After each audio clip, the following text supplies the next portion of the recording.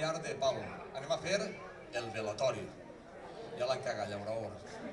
Bueno, però perquè vegeu que els valencians siguem cantaors que li cantem fins a la mort, el velatori. El velatori es cantava als xiquets i xiquetes que es morien de 4 anys enrere.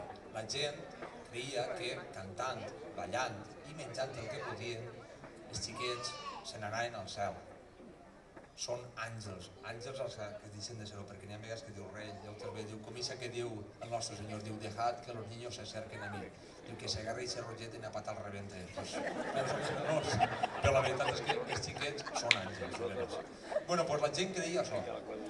L'últim velatori cantat i ballat va ser en el poble de la Llosa de Ranes. Me ho conta la tia Pepica, la soldaeta. Conta que son pare, el tio Pepe el soldaet, tenia 15 anys quan es va morir una germaneta de la família que li dien il·luminada, tenia 2 anyets. I com ja estava molt mal mirat cantar i ballar el velatori, ho feren a les afores del poble de la Llosa. Ho feren en un magatzem, en una carbonera, que era propietat de la família dels soldats, i diu que allí li ballaren i li cantaren a il·luminada i ja no s'ha fet més el velatori, ja no s'ha cantat més.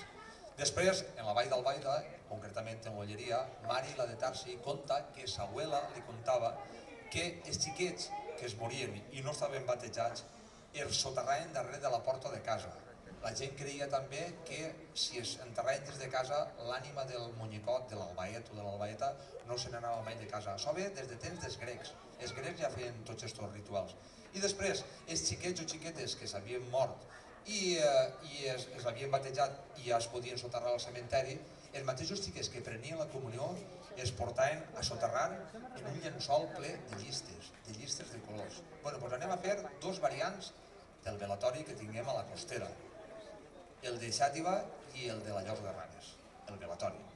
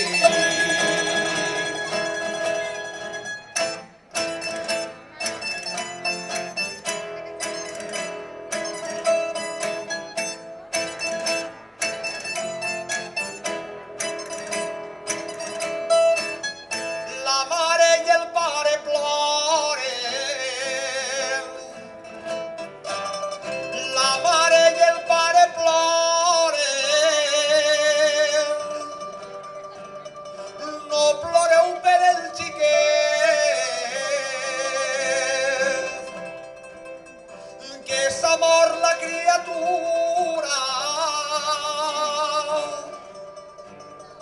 i s'ha tornat angelet, la mare i el pare ploren.